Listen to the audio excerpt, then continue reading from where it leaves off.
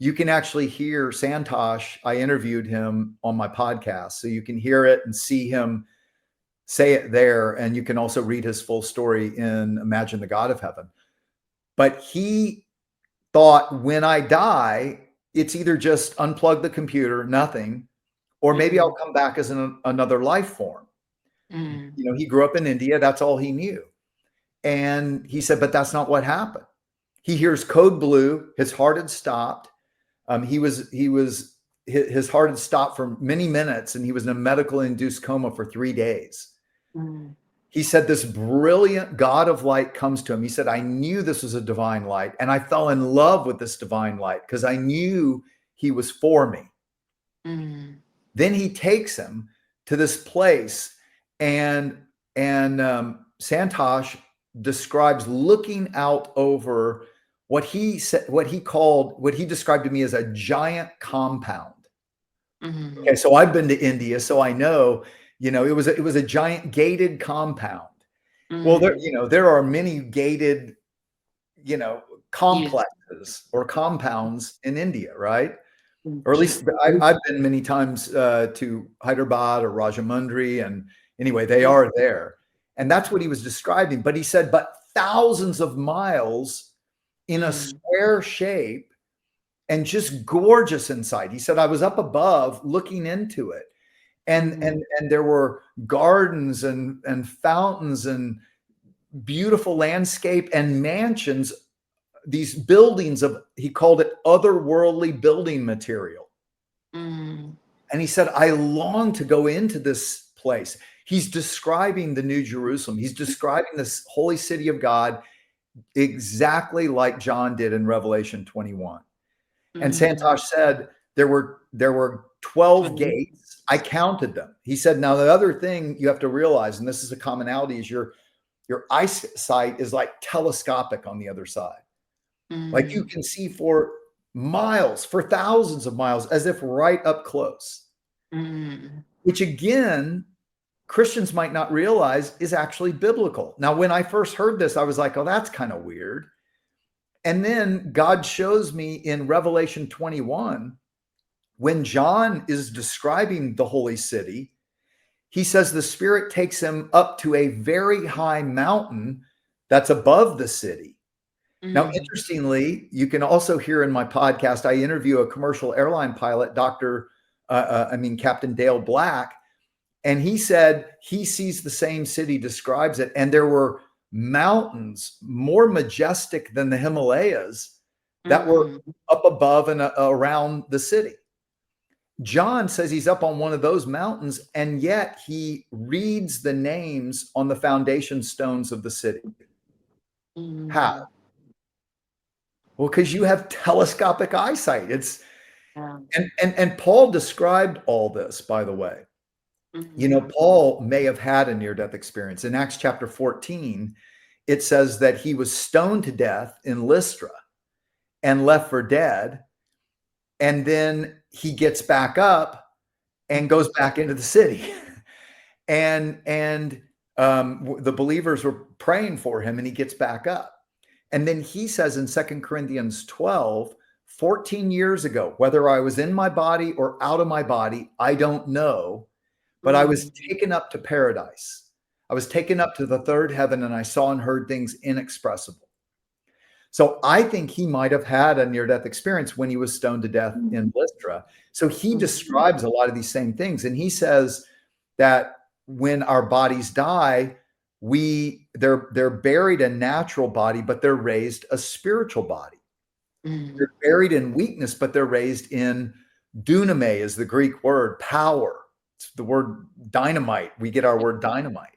So these new powers of telescopic vision and things like that. So Santosh perfectly describes the holy city of God. And then he's like, where am I? And he looks down to his left, and he said he sees this abyss of darkness that if he falls down there, he will drop into a lake of fire. And he said, I knew that is hopeless. And he's describing a vision of hell.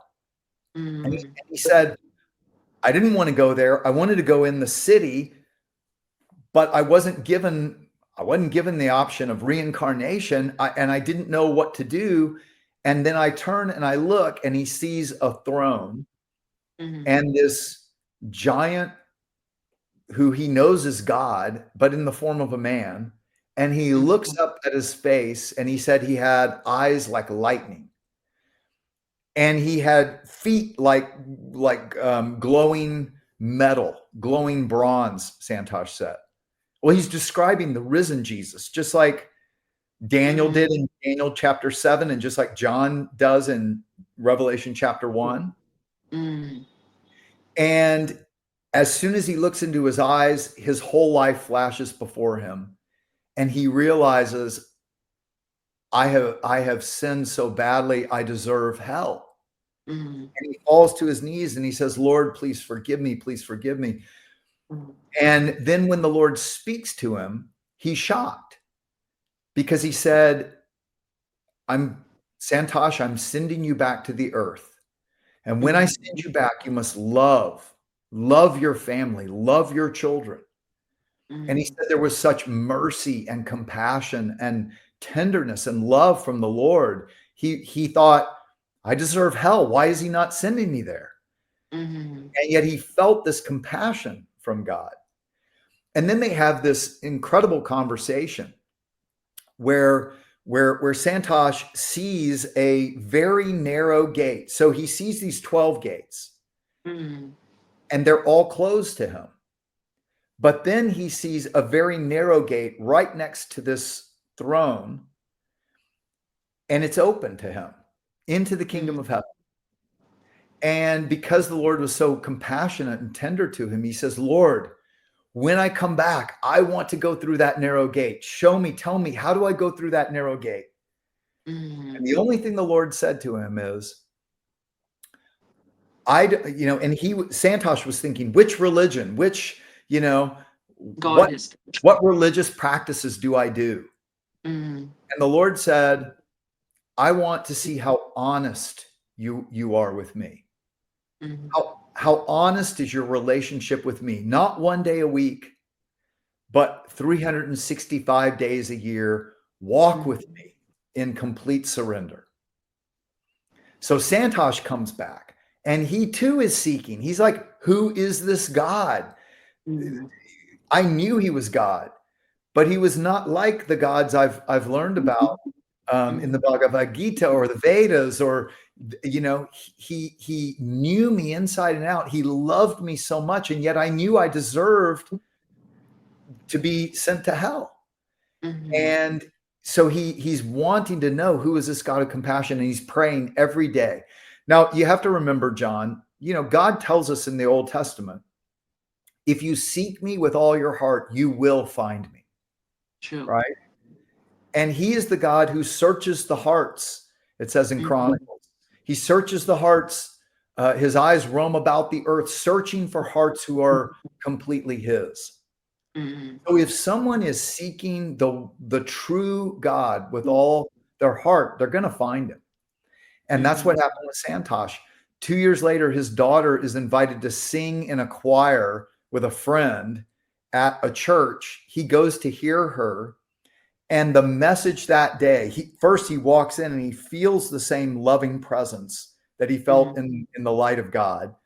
The message that day is Matthew 7, where it says, you must enter the kingdom of heaven through the narrow gate.